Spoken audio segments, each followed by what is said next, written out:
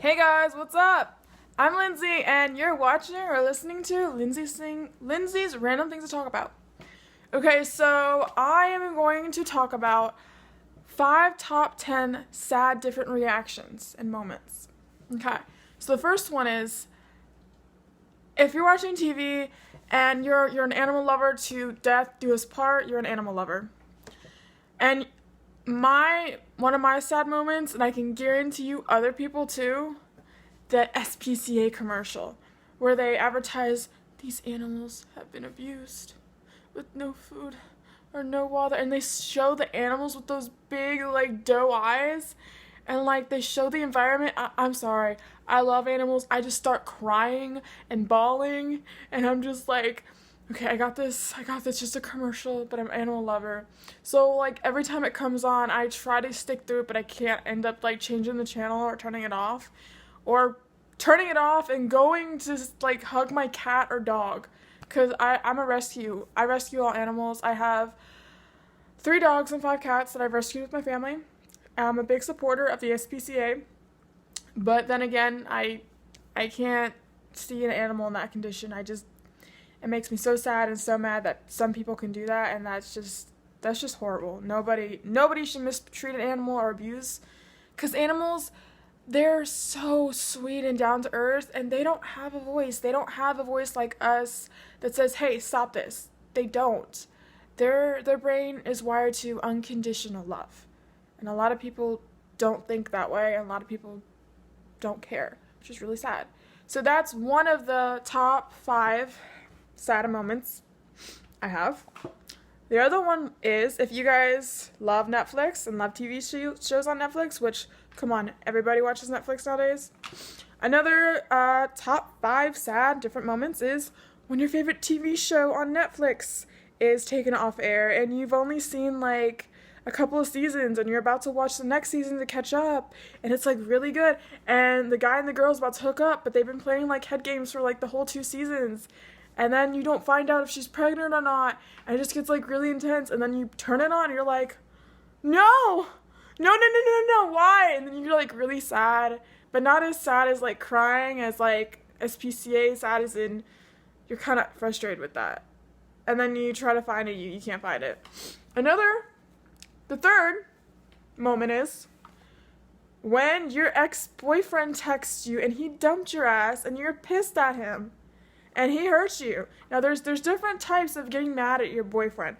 You have the right to get mad at your ex-boyfriend if he hurt you or if he dumped you. Now if you dumped him for a good reason, then you can't be mad at him just texting you. But if he hurt you, oh hell yeah, you can be mad at that motherfucker. Believe me, I've dated a lot of assholes and a lot of jackasses, and I can go on. See, the moment with all girls is when you really like somebody, it's hard to, you go through 3 stages. You go through crying, denial, and accepting, but not really. And then the last one, actually 4, is happy and being able to go back out there again and have fun and casually date and just be yourself. But when that person texts you, no. So I'm going to tell you a time where this stupid person decides, hey, how's it going? Casual talk. So, I've only dated 2 guys seriously in my life because I believe in, if you're serious with somebody, only date that somebody. So that is me. If you want a casual date and get to know, awesome. If he asks you, hey, I don't want you to see anybody else, will you be my girlfriend? Sure. Just take it slow. So I'm hanging with my friends and we're just, chilling, watching Netflix and stuff. And my phone goes off. And I pick it up and I'm like, oh, no, hell no. I know he is not texting me on my phone after freaking a year. Oh my god. Does he have the nerve? He has the balls to text me after he dumped me, after he cheated on me with so many girls and didn't tell me. And I gave him a second chance after one cheated on. And so my friend's like, who's that? I'm like, oh.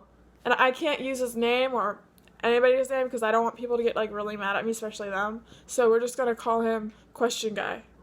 So Question Guy texts me, and she's like, who's that? I'm like, oh, it's Question Guy. She's like, why is he texting me? I said, I don't know.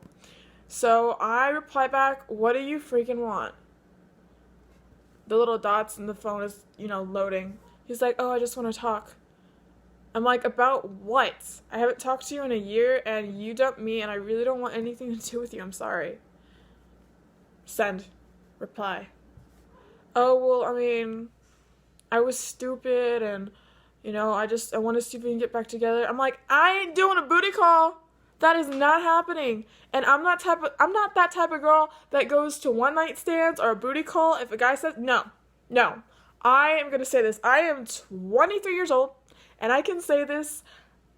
I will be in a serious relationship for 3 or 5 months or whatever, how long I feel that the time is right. And if the time is right for both people and we're serious about each other, then I'll have sex with them. But otherwise, no, I'm not doing a booty call, and I'm not one night stand, and I am definitely, this pisses me off, I am definitely not friends with benefit, because that's just wrong, and that's just messed up. I don't believe in that. I'm old school, I'm old fashioned, I have an old soul. I believe if you're with one person, and you guys respect each other, and understand each other, and willing to take in part of, both people, then yes, you both agree and you both are not seeing anybody, then yes, you can have sex with that person. If you're comfortable, if you're on your own terms, and if you respect one another, that's perfectly fine. But no, he texts me. And so he keeps saying, hey, let's hang out. And I'm just like, you know what? I don't want to go through the hurt and pain again, so just please leave me alone because I don't feel like talking to you.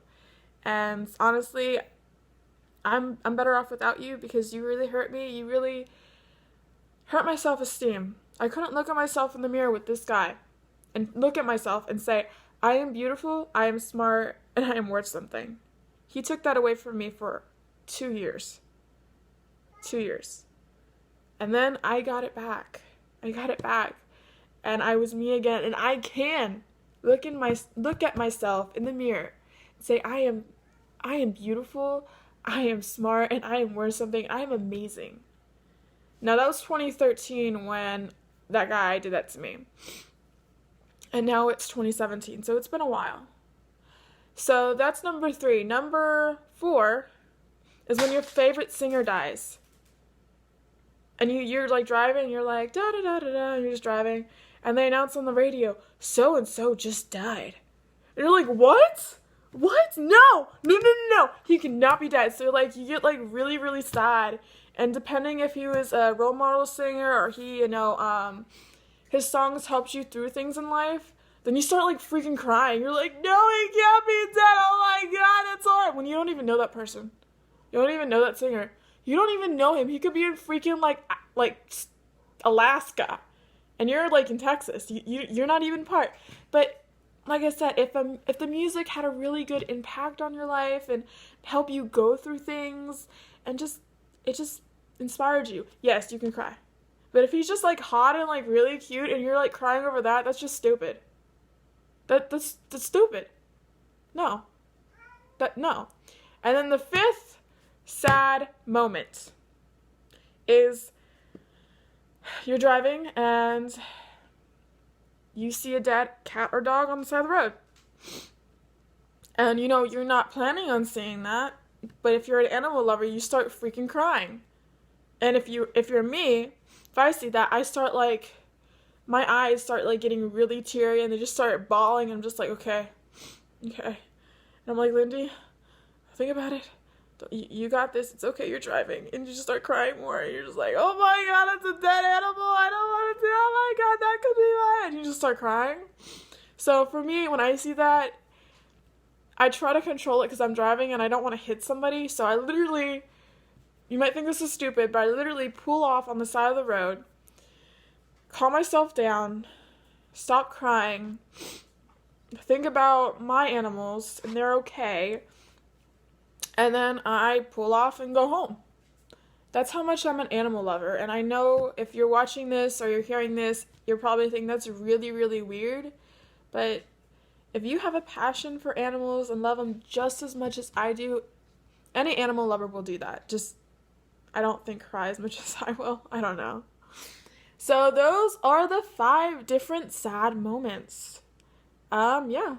So if you have a sad moment, different reaction you want to talk about, comment or like tell me on the comment bar and I will talk about it. But otherwise, yeah. And my next segment after this will be different happy moments. All right, guys, have a good day.